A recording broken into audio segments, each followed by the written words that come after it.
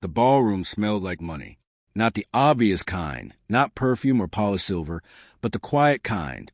The kind that lived in marble floors, in chandeliers too large to notice, in staff who moved like ghosts because they had been trained never to exist. I noticed everything because I didn't belong here. My little sister Nia stood at the far end of the grand marquee ballroom, glowing beneath a rain of soft golden light. Lace wrapped around her shoulders, pearls traced her neckline, and 23-year-old certainty radiated from her smile. She looked like the future. I looked like the past people politely avoided. I sat at table 12. Family overflow. Translation. The relatives who didn't quite make the highlight reel, right beside the kitchen doors. Every time they swung open, warm air rushed out carrying trays of champagne I couldn't afford and appetizers I was afraid to touch too quickly. I folded my hands in my lap. 3 hours ago, Zuri had cried because she wanted to come. She held up the gold thrift store dress like it was couture. I want to see Annie Nia become a princess. But Kesha had shaken her head gently. Weddings like this don't forgive children, and they definitely don't forgive single mothers. So my 5-year-old stayed home watching cartoons, and I came alone. The scrutiny began immediately. It always did. The family courtroom. My cousin Tanya floated past first. Designer maternity gown. 7 months pregnant. Perfect posture. Perfect life. And beside her, Kevin, my ex-husband, the man who left the moment the pregnancy test turned positive. He gave me a nod, so small it could have been a muscle twitch. 6 months after abandoning me, he married Tanya, the wealthy cousin with a trust fund and a future. Now he looked polished, successful, correct, while I worked 12-hour pediatric shifts and calculated groceries in my head. I pressed my nails into my palm. Breathe. Just survive tonight. My mother arrives. Amara, my dear, you came alone. My mother's Nigerian accent always managed to sound like concern wrapped in disappointment. My father stood behind her, silent as always when facing the daughter who had not followed the script. We hoped you might bring someone, she continued gently. There's several eligible men from church. I'm fine, Mama. Her eyes scanned my dress. 2 years old, carefully maintained, affordable if no one looked at the hem. And the child, Kesha is watching her. A shame you could not afford a proper nanny. They left before I could answer. They always did. The dinner, 7 courses, 7 conversations about money, vacation homes in Lagos, stock portfolios, engagement rings the size of rent payments. I smiled on cue, nodded on cue, laughed when expected, and slowly disappeared inside myself. I considered leaving early, but then dancing started. The storm. Nia and her husband took the floor first. She looked so happy I almost forgave the world for a moment. Then couples paired off. Parents, cousins, even teenagers. Everyone had someone. Outside the windows, clouds swallowed the Chicago skyline. Thunder rolled low. Rain streaked the glass. And right behind me, may I have this dance? Kevin, my spine locked. No. He smiled like rejection was foreplay. Come on, Amara, for old times. We don't have old times. We have consequences. His voice softened. It doesn't have to be like this. Go back to your wife. He leaned closer. My wife, carry my legitimate child. The word hit like a slap, unlike the mistake that cost you medical school. I didn't cry. Not there. Not in front of 200 witnesses. He walked away satisfied. And I finally broke inside. The stranger. That's when I noticed him. Standing near the bar. Not blending in. Not trying to. Tall. Still. Sharp features carved with deliberate restraint. East Asian, likely Korean. His suit fit, like it had been designed for the idea of him rather than the body. But it was his eyes. They weren't wandering. They were studying. Me, not curiosity. Recognition. I looked away first. When I glanced back, he was already walking toward me, and something in my chest tightened. The conversation. You've been sitting alone all evening. His voice was calm, deep, controlled. I'm fine. I don't think you are. He sat beside me without permission, yet it didn't feel rude. It felt inevitable. You came alone. The man earlier hurt you. You check your phone every 15 minutes thinking about leaving. I stared at him. You don't know me. No, he said simply, but I understand loneliness in crowded rooms. Silence stretched. Minjun Park. I shook his hand. Warm. Steady. Amara Dabo. He repeated it carefully, respectfully, then leaned slightly closer. I have a proposition. My instinct said leave. Instead, what kind? Dance with me? I blinked. And pretend to be my wife for the rest of the evening. The offer. That's insane. Effective. He nodded subtly across the room. Kevin was watching. Hard. You want dignity tonight. Minjun said. My family wants me settled. We solved both problems. This should have been a no. Instead, I stood. One dance. His lips curved faintly. We'll see. The dance. He moved like discipline lived in his bones. One hand steady at my back. Guiding, never forcing. My mother insisted I learn ballroom, he said. She sounds strict. She was... A pause. She would have liked you. I swallowed. We just met. For now. I noticed my family staring. My mother stunned. Tanya confused. Kevin furious. For the first time that night, I wasn't invisible. The lie becomes real. At the table, relatives gathered instantly. Amara, you didn't mention him. Minjun answered smoothly. We've been seeing each other privately. Every lie sounded like truth. He remembered Zuri's name, her age, her love of drawing. I whispered later, you're good at this. In my world, survival requires performance. What world? He smiled faintly. One you shouldn't enter. Before I could respond, Kevin returned. We need to talk. Minjun stood. I believe you're finished talking. Kevin backed down. For the first time in years, someone chose me. The ride home. Rain hammered the city. A black SUV waited. Driver already inside. He opened my door. Inside, silence lingered between us. Tonight was mutually beneficial. I said, yes, he replied softly. But it doesn't have to end tonight. My heart skipped. Continue the arrangement. I have a daughter. She stays protected. The car stopped at my building. He handed me a card. Think about it. I told myself I wouldn't call. I was lying. I didn't sleep that night. Not really. I lay in bed staring at the ceiling fan turning slow circles above me while Chicago rain tapped against the window like impatient fingers. Minjun Park. I turned the card over again in the dim light. Matte black. No logo. No address. Just a name and a number. People with real jobs listed titles. People with honest lives listed locations. People like him didn't. I slipped it into my purse. I wasn't a call. I repeated that to myself until morning. Monday morning reality. Mommy, you look tired. Zuri stood in the hallway holding her backpack upside down. Crayons already spilling onto the floor. I forced a smile. Big wedding yesterday. She brightened instantly. Did Annie Nia look like a princess? She did. Did you dance? My pause lasted a second too long. Yes. With who? I grabbed her jacket. A friend. Children accept answers adults can't. She nodded seriously and began telling me about a boy in class who ate glue on purpose. Normal life. Safe life. The one I understood. By 7:45 a.m., I was back in scrubs, badge clipped to my chest, walking hospital corridors that smelled like antiseptic and routine. My world made sense here. Children cried. Machines beeped. Problems had solutions. Until my phone began vibrating nonstop in my pocket. Family investigation. Mom, we need to talk about Saturday. Auntie Bola. Who is a Korean man? Obi, sis eyes you hiding big things now. Tanya. Interesting surprise at the wedding. I locked the screen. I had patience. I didn't have energy for interrogation. I was updating a chart when a voice behind me froze my spine. We need to talk. Kevin, he wasn't supposed to be here. You can't be on this floor.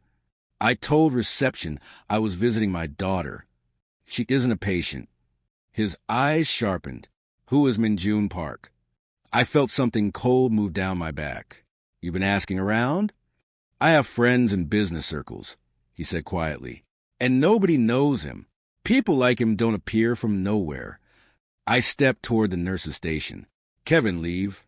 He leaned closer. They say he's connected to K-Town syndicates.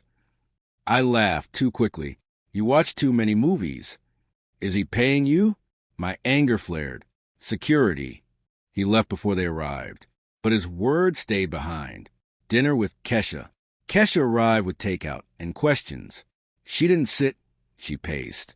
Girl, your family is investigating like the FBI. It was one night. You don't dance like that with a one-night man. I ignored that. She lowered her voice. Do you trust him? I didn't answer, because I didn't know. At 10:15 p.m., someone knocked. Not polite, not casual. Heavy, deliberate. Kesha and I looked at each other. Another knock. I checked the peephole. Two men, large, Eastern European accents when they spoke. Amara Dabo. My chest tightened. We need to talk about Minjun Park. I didn't open the door. You have the wrong apartment. We saw the photos from the wedding. The second man said calmly, You are his woman. Silence. Then, Mr. Alcala would like a conversation. My hands began shaking. They waited 10 seconds. Then left, not threatening. Certain. That was worse. The call. I pulled the card from my wallet. My fingers hovered only a moment before dialing. He answered immediately. Amara. Not hello. Not who is this. He knew. Two men just came to my apartment. Pause. Then his voice changed. Locked the door. They said Russians. Someone named Volkov. I'll be there in 15 minutes. The line ended. Exactly 14 minutes later, headlights washed across my curtains. The arrival. I opened the door to find Minjun standing there, and beside him, a man built like a wall. This is June, Minjun said. They stepped inside. The air in my apartment changed, like the room understood power had entered it. The Bratva, Minjun said quietly.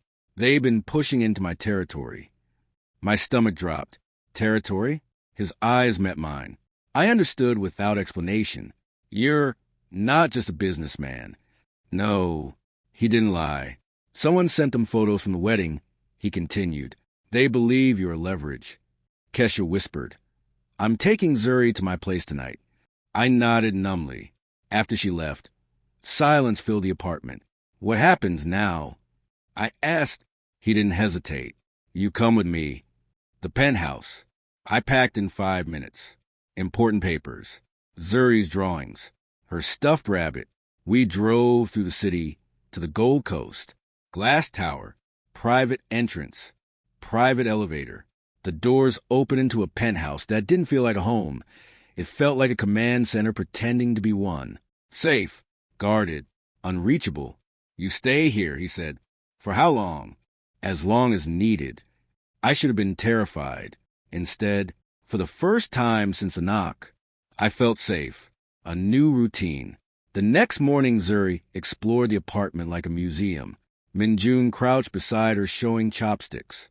She giggled every time she dropped rice. He didn't rush her. Didn't check his phone. Didn't act like she was inconvenient. I watched from the doorway. Something unfamiliar pressed in my chest. Kesha leaned toward me later and whispered, He's dangerous. I nodded. She smiled softly. But he looks at you like you're home. I didn't answer, because that scared me more. The truth surfaces. Friday evening, June entered the study. We found the leak. Minjun's jaw tightened. Who? June hesitated. Your cousin, Obi. My breath stopped. He sold information to cover gambling debts. I sank into the chair. Family. Again. The Russians have him, June added. Silence filled the room. I surprised even myself when I said, We get him back. Minjun looked at me carefully. He betrayed you. He's stupid, I said quietly. Not evil. A long pause. Then he nodded once. Prepare the meeting. I had never worn fear like clothing before. But that night, it wrapped around me tighter than the coat I pulled over my shoulders. The warehouse stood near the docks where Chicago stopped pretending to be beautiful. No lights from restaurants. No passing couples. Just water, steel, and the low hum of industry that never slept. June opened the SUV door. "You stay behind me," he said. Min-jun didn't speak. He simply reached for my hand. Not romantic. Not comforting. Steady. Like a promise I didn't fully understand yet. Inside the wolf's den, the metal doors slid open with a slow echo. Cold air, oil, rust, and men. At least 8 of them. Spaced carefully around the space, not guarding, positioning. They weren't nervous, which meant they were confident. That meant they were dangerous. A folding table sat under a hanging industrial light, and beside it, Obi, tied to a chair, his face pale, eyes wide, shame written across every inch of him. "Amara," he whispered. My chest tightened. Before I could move forward, a voice spoke. "Mr. Park." The man behind the table stood. Older, silver hair slicked back. No raised voice. No aggression. That was worse. Power that didn't need volume. "And the African queen," he added, studying me with unsettling interest.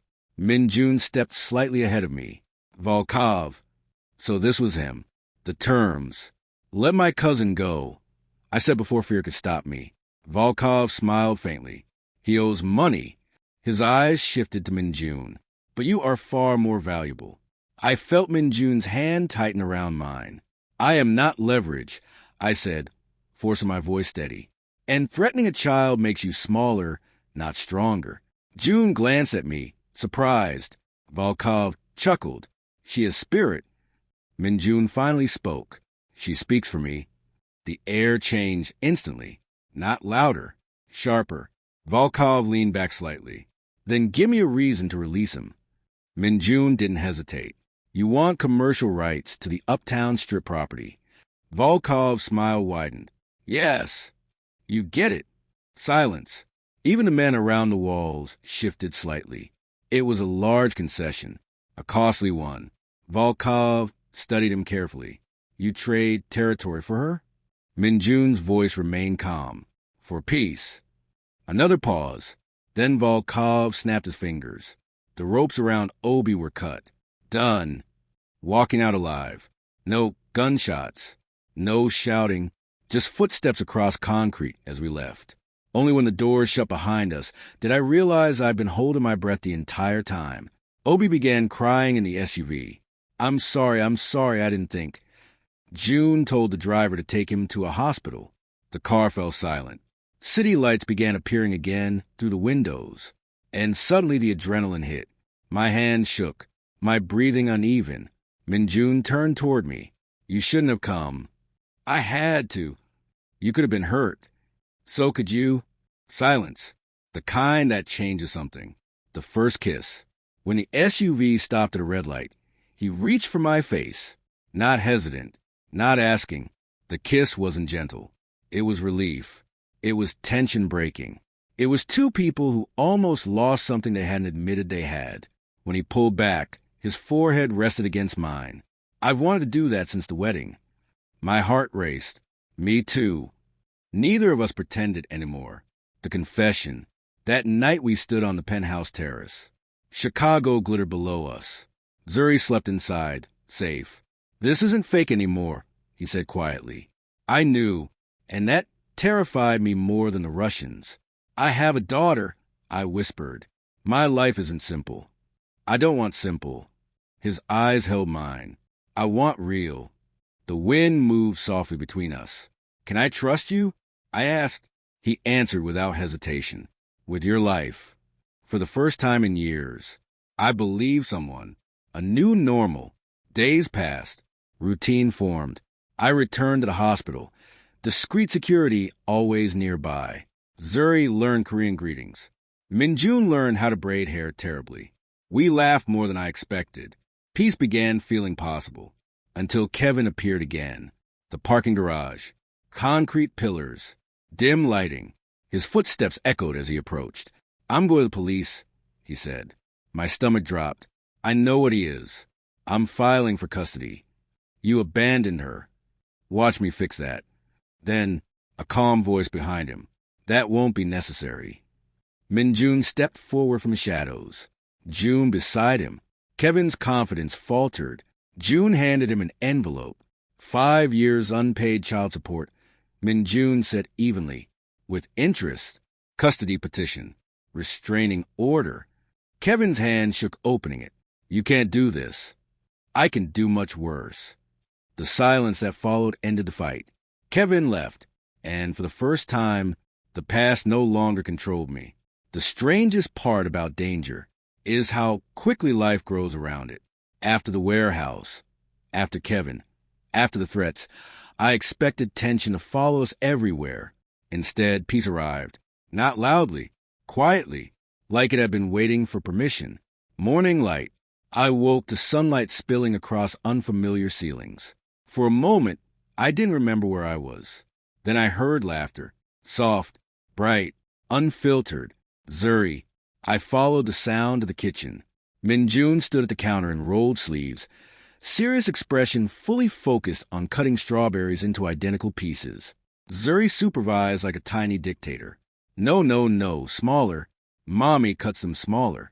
I see, he replied gravely, adjusting with surgical precision. I leaned against the doorway, unnoticed. This man negotiated with criminals without blinking, but a 5-year-old had him completely under control. My chest warmed in a way that felt dangerous because it felt permanent. He noticed me. His expression softened instantly, a change so small others wouldn't see it. But I did. Good morning. Zuri ran to me. Mommy, he made breakfast and didn't burn anything. I'm proud of him, I said solemnly.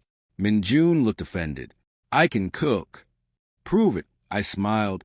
For the first time in years. Morning didn't feel heavy. A different kind of man.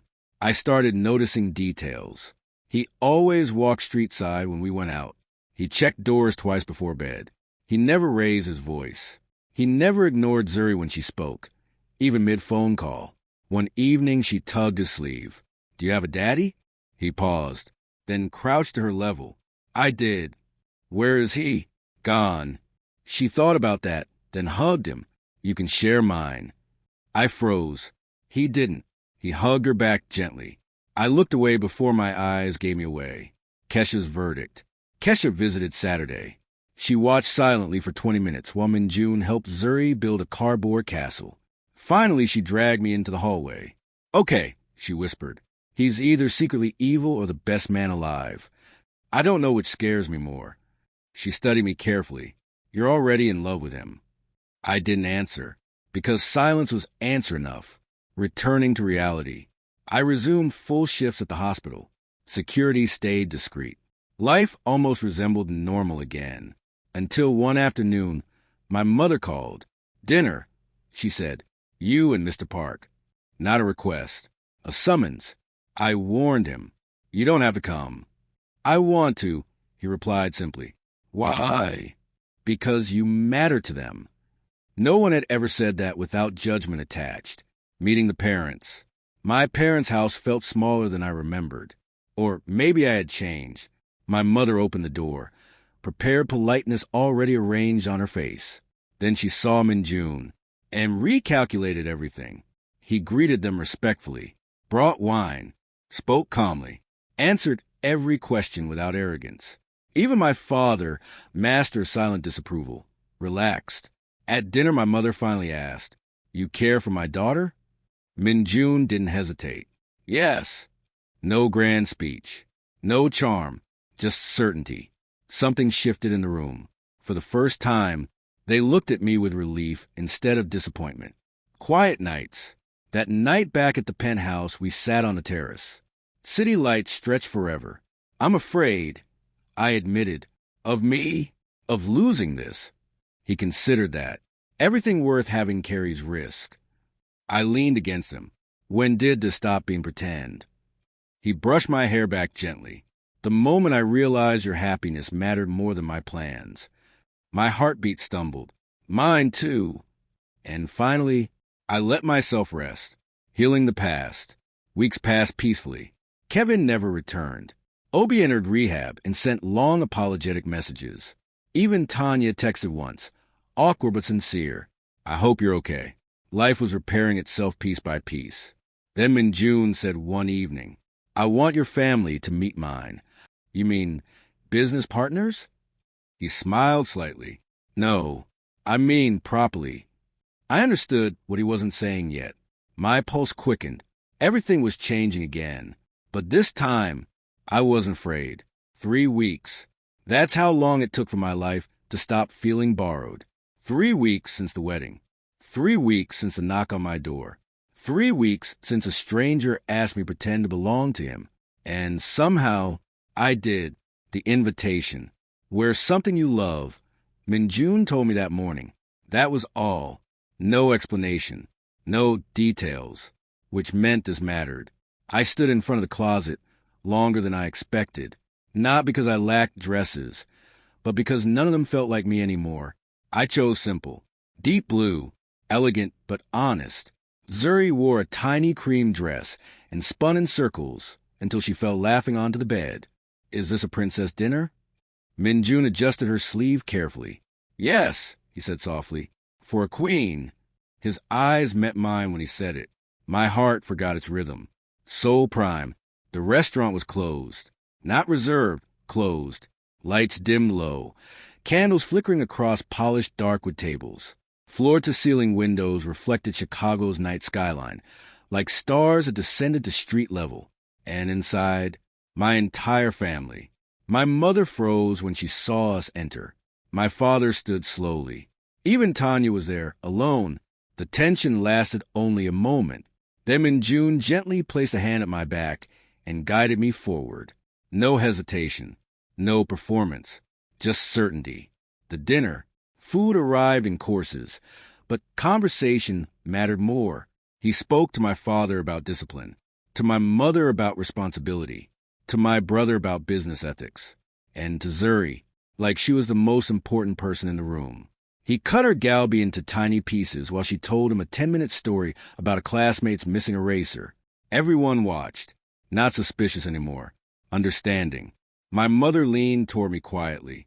He is a serious man. Yes, and he sees you. I swallowed. Yes. For once, there was no criticism in her voice, only relief. The truth. Halfway through dessert, Minjun stood. The room slowly quieted. He looked at my parents first, then at me. 3 weeks ago, he began calmly, I asked Amara to pretend to be my wife. Soft murmurs filled the room. It was convenient, logical, safe.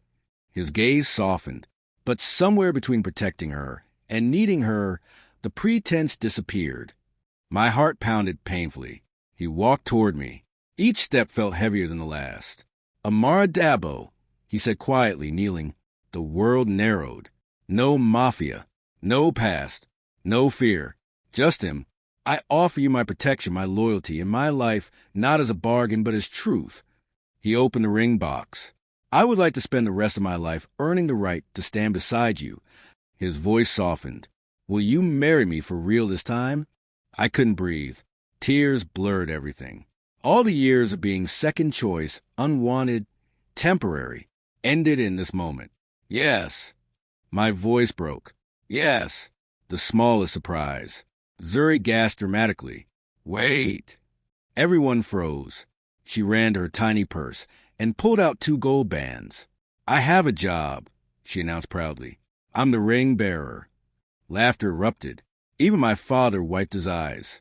Minjun slid the ring onto my finger, steady despite emotion flickering across his usually controlled face. Then he pulled me into his arms. And for the first time, I felt chosen. After, music played softly on the terrace. Family talk, laughed, healed. Even Tanya approached quietly. I was wrong about you, she said gently. About both of you. I nodded. That was enough. Minjun rested his forehead against mine. I love you, he murmured. I smiled through tears. I love you too. Below us the city glittered endlessly. For the first time in years, the future didn't scare me. Winter came quietly. Chicago always did that, pretending gentleness before reminding you it could freeze the bones beneath your skin. But this year felt different. Because for the first time in years, I wasn't bracing for impact. I was building a future, a different kind of preparation. Wedding planning, I learned, is chaos disguised as joy. My mother took control immediately. Guest lists, cultural traditions, color debates intense enough to start wars. Minjun handled everything else with terrifying efficiency. Security, venue arrangements, logistics, solved before problems existed. We argued only once. I don't need luxury, I told him. It isn't about luxury, he replied calmly. It's about giving you a day untouched by worry. I had never had that before, so I stopped resisting. Healing old wounds. Obi attended therapy and apologized again, this time without excuses. Kevin disappeared completely after legal papers finalized custody in my name alone. Tanya sent a gift, a small gold bracelet for Zuri. For her future, the card read, not forgiveness, but peace. And sometimes that's the same thing. The night before, I couldn't sleep. The penthouse was quiet. City lights stretched endlessly beyond the glass. Minjun found me on the balcony. Nervous, he asked softly. A little. He stood beside me. You can still walk away. I looked at him, truly looked. The man who terrified criminals. The man who learned bedtime stories. The man who waited for my answer instead of claiming it. I already chose, I said. His hand tightened around mine. The wedding. Sunlight poured through the ceremony hall, warm and bright despite winter outside. Not grand, not overwhelming. Perfect. I walked down the aisle with my father. His arm trembled slightly. I worried about you, he admitted quietly. I know. He is a good man. I smiled. I know. At the end of the aisle, Minjun waited. Not powerful, not untouchable. Just mine. The vows. We kept them simple. He promised protection without control. I promised loyalty without fear. We promised Zuri a home where she would never question belonging. When the officiant spoke the final words, Minjun rested his forehead briefly against mine. A private moment inside a public one. You are my peace, he whispered. A new family. At the reception, Zuri danced nonstop. She was abandoned halfway through. My mother laughed more than I had seen in years. My father and Minjun spoke like equals, and I realized something unexpected. Nothing in my life had been ruined. It had only been delayed until it was real. The last dance. Late evening. Guests fading. Music soft. Minjun pulled me onto the empty dance floor. Just us. Exactly where everything had begun. A dance. Do you regret saying yes that night? He asked quietly. I shook my head. That was the first time I stopped surviving and started living. Snow began falling outside the windows. Soft, quiet, peaceful. He kissed my forehead. My African queen. I smiled against his chest. And for the first time in my life, I wasn't waiting for life to fall apart. I was finally home.